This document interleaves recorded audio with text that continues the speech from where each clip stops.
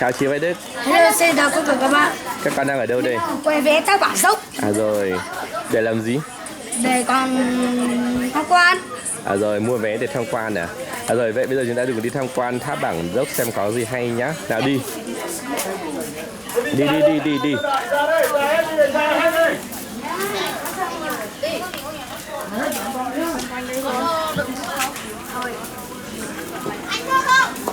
Đây là khu bán gọi là sản phẩm của địa phương với cả rằng là cái đây đồ lưu niệm.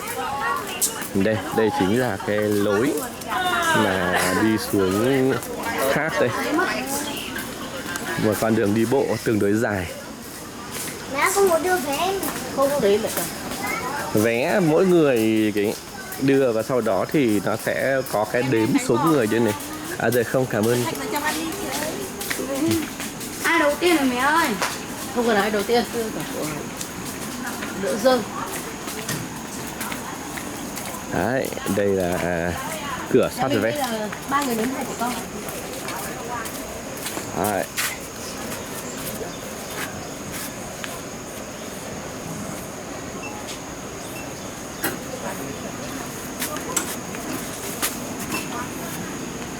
Vé được quét QR.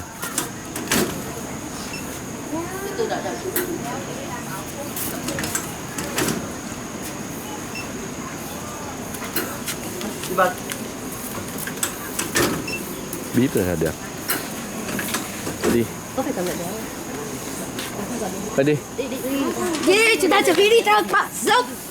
Con đội mũ vào chị ạ. Con đã là cá đuối rồi, con lại còn không cả chịu ấy. Đây chị có lấy mũ em đội cho. Mẹ lại cầm mũ giúp con. Con cầm phát đi cầm cho. Thôi để chị cầm con đội Là con đường này thì mới được làm.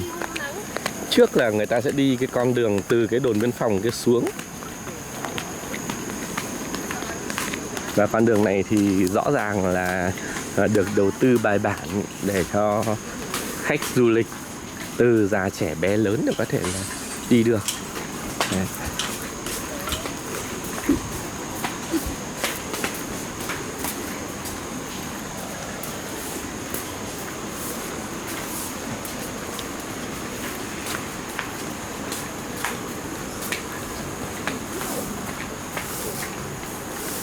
Kia con đường mà ban nãy chúng ta đứng ở bên trên đấy kia con kìa. Thấy chưa?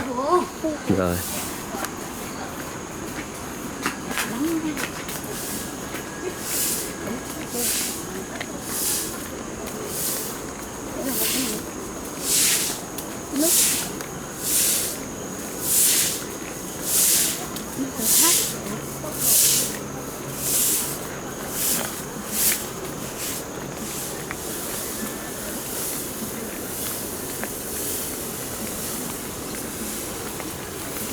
Mới vào mình sẽ đi đấy trái. Đúng rồi. Nơi này là cấm dùng flycam bởi vì là khu vực biên giới, để đảm bảo là an ninh chủ quyền của cả hai quốc gia thì người ta cấm, cho nên là chỉ có thể dùng được cái loại gọi là camera cầm tay như mình thôi.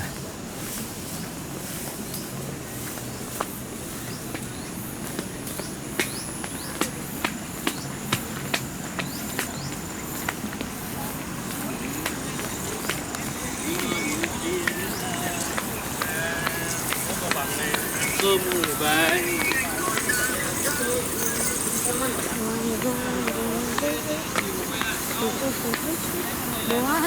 Sao con? Thác của bố. Thì đúng rồi. Đây là một dòng suối mà được chảy ra từ thác đây. Con vẫn nghe được tiếng thác của bố ạ. Rồi. Ở đây là cái điểm mà cho ai mỏi có thể là dừng nghỉ chân. Đấy. Các nhìn thấy dòng nước chảy chưa? Nước chảy tương đối là xiết bởi vì là nước nó chảy từ thác ra. Đấy.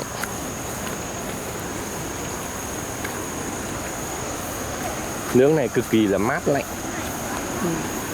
Đi, chúng ta đi tiếp. Đi vào.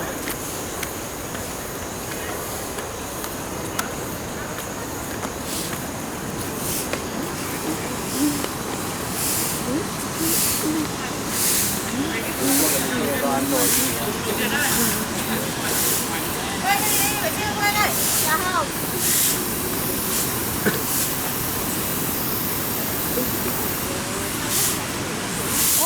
đi cái kia, hát được kia kìa mẹ. Sao con? Đúng rồi, thác nước ở đằng trước đấy, và tiếng nước thì ta có thể nghe được từ xa.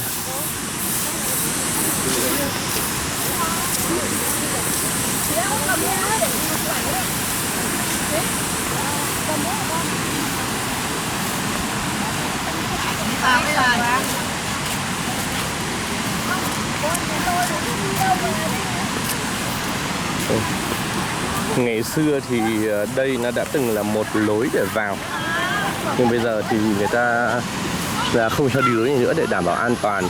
Sao con? Đúng rồi, lối này là không được đi con ạ.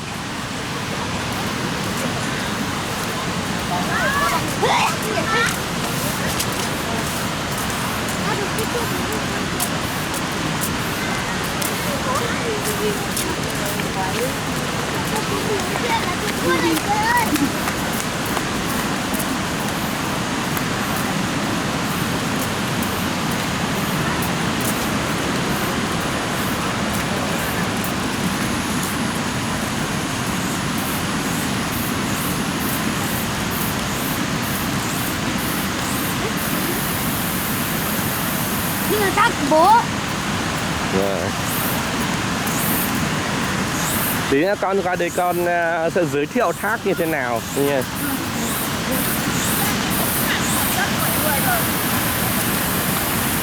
Kia nào mà chị Nhung ơi. Ở đây.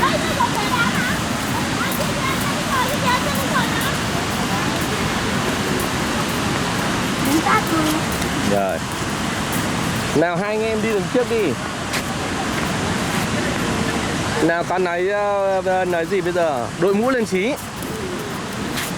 Bố đã bảo cá đuối thì đội mũ vào. Nào quay lại đây. Nếu Đức quay lại đây. Các bạn là chúng ta đã đến. Chúng ta đã đến Thác Bản Giốc. Đúng rồi, và con nhìn được cái gì? Đấy, mẹ mình đấy.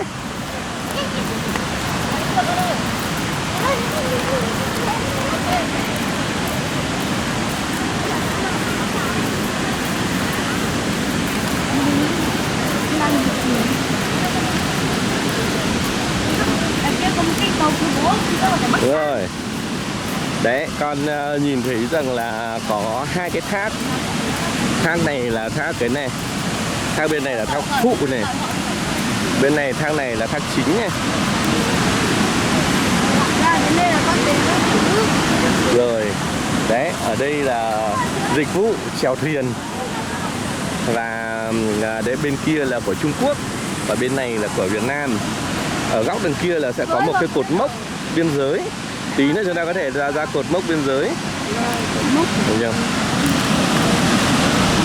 Các con ở đây nhá, bố đi quanh đây một tí tẹo nhá.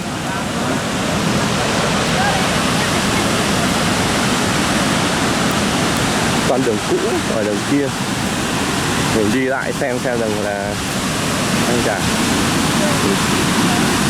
Vậy là cái bọt nước bay chắc là lại nó sẽ bám vào cái ống kính đây.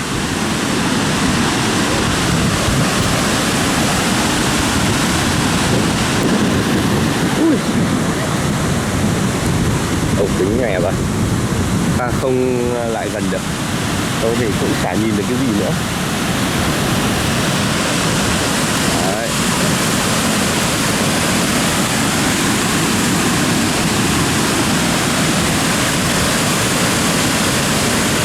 Đây là thác hoàn toàn của bên Việt Nam, trên đỉnh cao chảy xuống, độ cao mấy chục mét. Chỗ này thì chắc là chỉ kém ở cái chỗ là háng Tề Chơ ở bên Yên Bái. Và đây là thác Chính, nơi mà hai chúng ta cùng khai thác du lịch.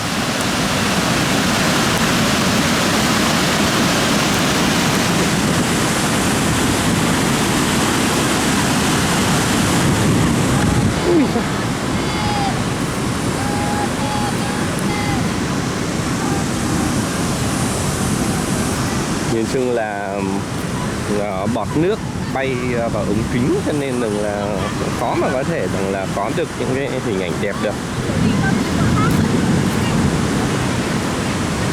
Mình lau thử được xem.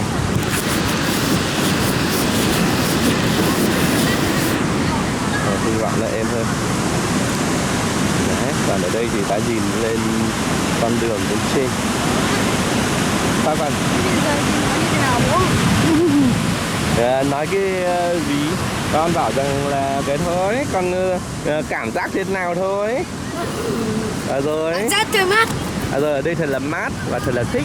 Ngầm trước cảnh là hùng vĩ của thác Bản Giốc. Đến đây chúng ta sẽ đi thuyền bố ạ. Rồi đi thuyền hay không thì tí nữa có tính. Đấy, còn đương nhiên ở đây nhìn thuyền bên Trung Quốc. Đấy, những cái thuyền sát đây là thuyền Trung Quốc này.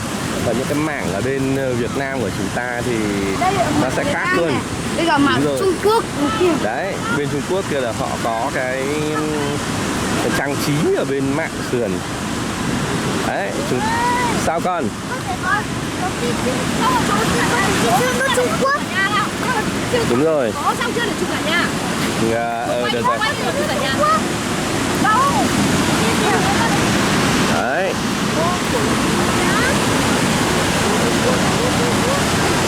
Đấy, đây là mỏm đá để người ta làm cái neo buộc các cái mảng thuyền vào đó. Đấy. Kia là thác, ấm nước tung tóe luôn. Đúng rồi. Đây thuyền giống như là mưa. Nhưng nếu mà cái ta nhìn ở một góc độ nào đó thì ta sẽ có thể thấy cầu vồng khi mà nhiều bọt nước như thế này. Đấy, ở trên cái con đường bên Trung Quốc kìa. Ơi,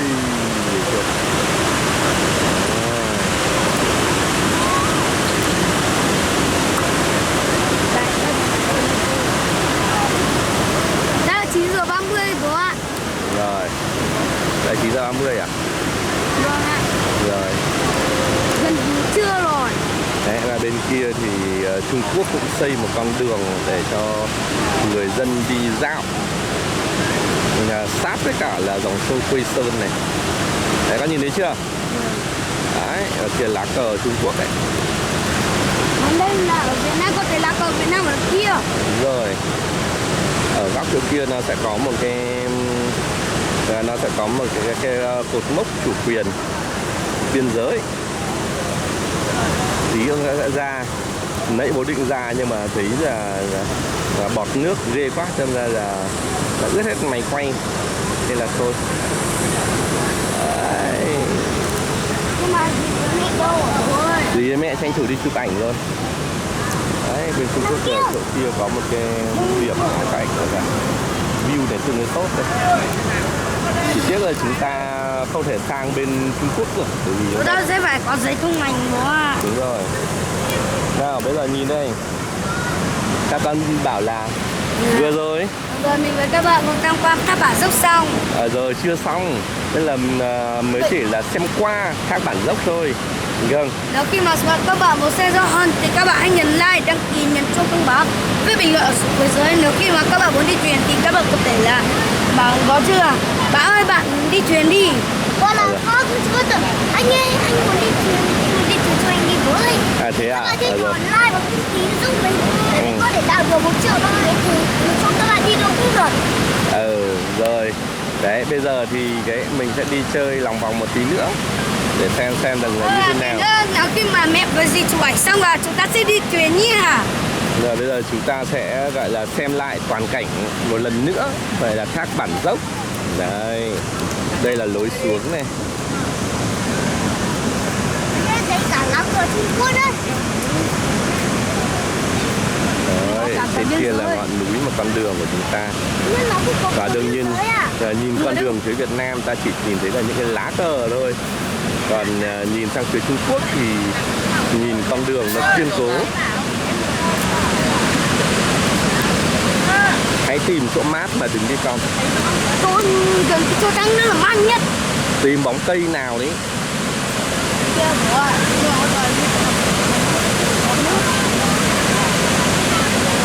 Bố ơi, đi theo cùng con bố ơi. Rồi,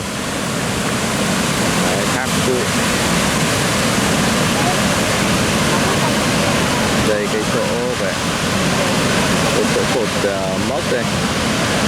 Tí nữa mình sẽ qua đấy.